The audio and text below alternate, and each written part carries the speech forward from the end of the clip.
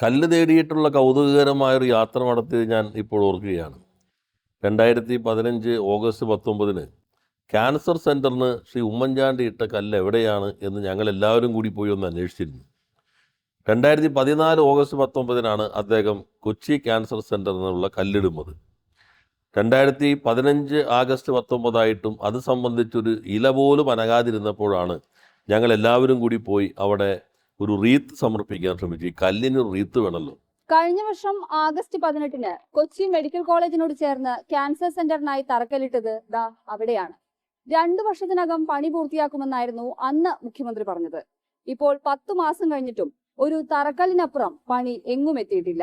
നോക്കിക്കഴിഞ്ഞപ്പോൾ കല്ല് പോലും കാണാതെ ഒത്തിരിയേറെ തെരഞ്ഞതിന് ശേഷമാണ് ഒരു കല്ലിന്റെ ഭാഗം വേറൊരു സ്ഥലത്ത് കിടക്കും അത് കാണാൻ കഴിഞ്ഞത്. 2014 ഓഗസ്റ്റ് 18 മുഖ്യമന്ത്രിയും മന്ത്രിമാരുമെത്തി ആഘോഷമായി കൊച്ചി ക്യാൻസർ സെന്ററിന് തറക്കല്ലിട്ടു. കളമശ്ശേരിയിലെ കൊച്ചി മെഡിക്കൽ കോളേജിന് തൊട്ടടുത്ത് RCC മാതൃകയിൽ ഒരു മാതൃകാ സ്ഥാപനം 36 മാസം കൊണ്ട് സ്വപ്ന പദ്ധതി പൂർത്തീകരിച്ച് നാടിന് സമർപ്പിക്കും.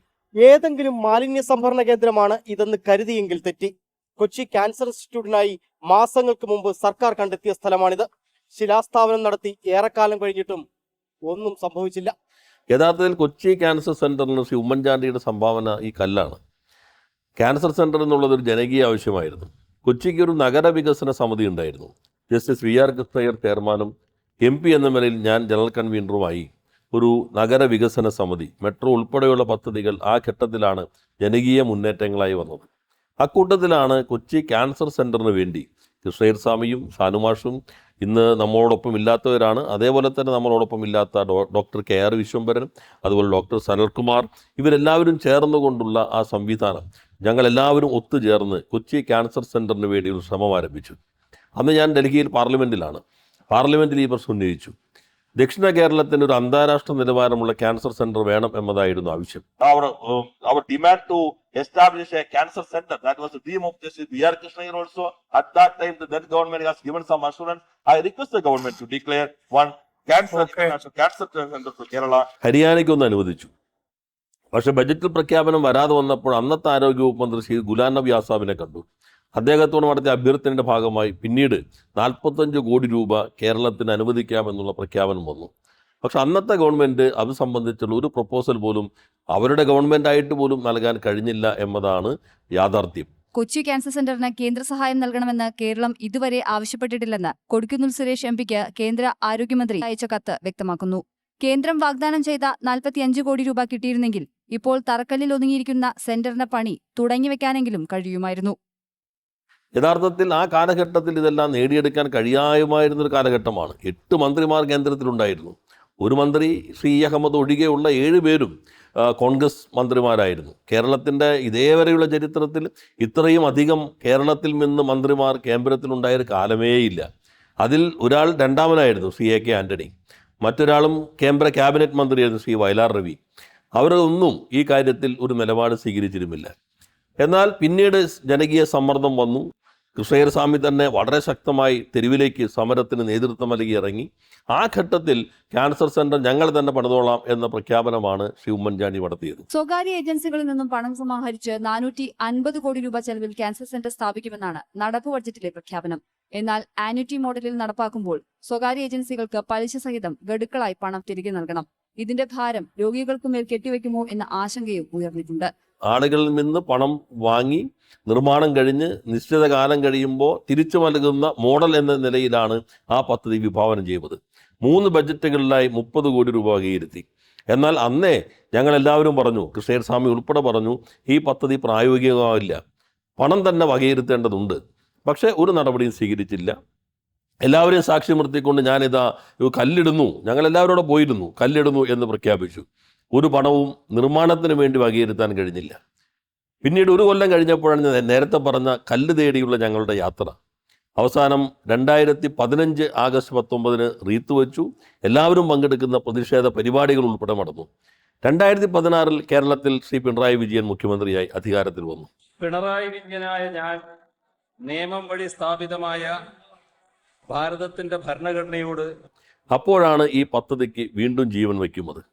അതിനടിസ്ഥാനത്തിൽ കിഫ്ബി ഇപ്പോൾ എല്ലാ പ്രതിപക്ഷം തുടർച്ചയായി എതിർത്തുകൊണ്ടിരിക്കുന്ന കിഫ്ബിയിൽ നിന്നാണ് 345 കോടി രൂപ ഈ പദ്ധതിക്ക് അനുവദിക്കുന്നത്. കൊച്ചി ക്യാൻസർ സെന്ററിൽ മുഖ്യമന്ത്രി ഞായറാഴ്ച തറക്കല്ലിടും. 2018 ശരിക്കുമുള്ള കല്ല് ക്യാൻസർ സെന്ററിന് ഇടുന്നത്. ശ്രീ പിണറായി വിജയൻ ക്യാൻസർ സെന്ററിനുള്ള ശിലാസ്ഥാപനം നിർവഹിച്ചു. അതിന്റെ അടിസ്ഥാനത്തിൽ നിർമ്മാണ പ്രവർത്തനങ്ങൾ തുടങ്ങി. കിഫ്ബിയിൽ ഉൾപ്പെടുത്തി 385 കോടി രൂപ ചെലവിലാണ് കളമശ്ശേരിയിൽ ക്യാൻസർ റിസർച്ച് സെന്റർ നിർമ്മിക്കുന്നത്.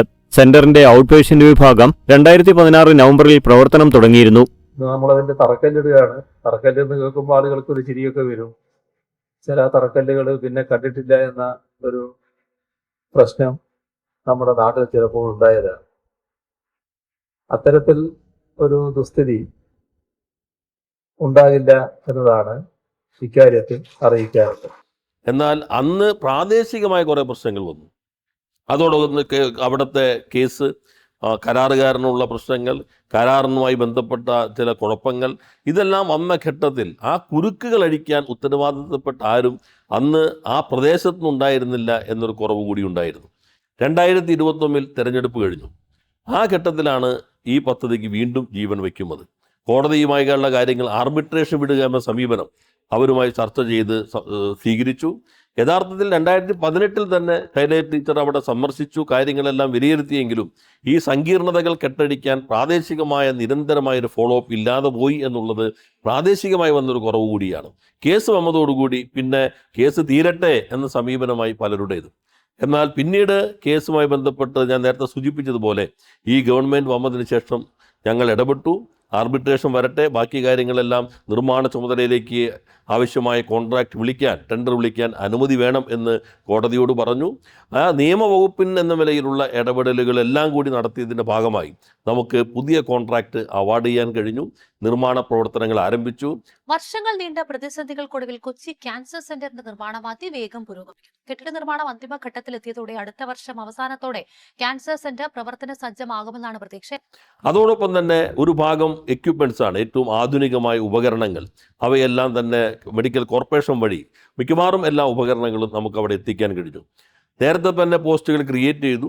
ആവശ്യമായിട്ടുള്ള എല്ലാ പോസ്റ്റുകളും ഇപ്പോൾ ക്രിയേറ്റ് ചെയ്തതോടുകൂടി ഏകദേശം 190 തസ്തികകളാണ് ക്യാൻസർ സെൻറ്ററിന് വേണ്ടി സൃഷ്ടിച്ചിട്ടുള്ളത്. ഇപ്പോൾ മധ്യ കേരളത്തിൻ്റെ ഒരു ക്യാൻസർ ചികിത്സാ ഗവേഷണ കേന്ദ്രം എന്ന നിലയിൽ ഈ സംവിധാനം കെട്ടിപ്പടുക്കാൻ കഴിഞ്ഞതിൽ ഈ 4-5 വർഷക്കാലത്തെ പ്രവർത്തനം ഏറ്റവും പ്രധാനപ്പെട്ടതാണ്. അതിന് മുഖ്യമന്ത്രി ശ്രീ പിണറായി വിജയൻ, അതേപോലെ തന്നെ ധനകാര്യ വകുപ്പ് മന്ത്രി, ആരോഗ്യ വകുപ്പ് മന്ത്രി എല്ലാവരും നല്ല രീതിയിലുള്ള പിന്തുണ നൽകിയിട്ടുണ്ട്. അവന് പ്രത്യേകം നന്ദി രേഖപ്പെടുത്തുന്നു. ക്യാൻസർ ചികിത്സയ്ക്കുമായി ബന്ധപ്പെട്ട് നാടിൻ്റെ പല ഭാഗത്തു നിന്നും പലരും വരാനിടയുണ്ട്. അപ്പോൾ അവർക്ക് ചില സൗകര്യങ്ങൾ നമ്മൾ ക്രമീകരിക്കണം. സാധാരണക്കാരായ ആളുകൾ ചിലപ്പോൾ കീമോ കഴിഞ്ഞ് ആശുപത്രിയിൽ തങ്ങാതെ പുറത്ത് തങ്ങേണ്ടി വരുന്ന ആളുകൾ അവർ എന്ത് ചെയ്യും എന്ന അന്വേഷണത്തിൽ നിന്നാണ് BPCLനെ സമീപിക്കുന്നത്. BPCL 12 കോടി രൂപയാണ് അനുവദിച്ചത്. അന്നത്തെ ചെയർമാൻ ശ്രീ കൃഷ്ണകുമാർ അദ്ദേഹം നടത്തിയ പ്രത്യേകമായ താല്പര്യം നന്ദി രേഖപ്പെടുത്തുന്നു. ആ 12 കോടിയുടെ 7 നിലയുള്ള ഒരു കെട്ടിടം അവിടെ വരികയാണ്. അപ്പോൾ കൂട്ടിരിപ്പുകാർക്ക് മാത്രമല്ല, രോഗികൾക്ക് പകൽ കീമോ ചെയ്ത് അവർക്ക് അവിടെ താമസിക്കാനുള്ള സൗകര്യം, അത്തരം കാര്യങ്ങളും ഇതിൻ്റെ ഭാഗമായി മുൻകൂട്ടി കണ്ട് ഉറപ്പുവരുത്താൻ കഴിഞ്ഞു എന്നതിൽ ഏറെ അഭിമാനമുണ്ട്. അപ്പോൾ മധ്യ കേരളത്തിൻ്റെ ജനങ്ങൾക്ക് കുറഞ്ഞ ചെലവിൽ അത്യാധുനികമായ ക്യാൻസർ ചികിത്സ നൽകാനുള്ള ഈ പദ്ധതി കിഫ്ബിയുടെ സംഭാവനയാണ്, ഈ ഗവൺമെൻറ്റിൻ്റെ സംഭാവനയാണ്. നമ്മുടെ നാടിന് ഏറെ അഭിമാനകരമായ പദ്ധതിയായി ഇത് മാറുന്നു. അതിന് പിന്തുണച്ച എല്ലാവർക്കും നന്ദി.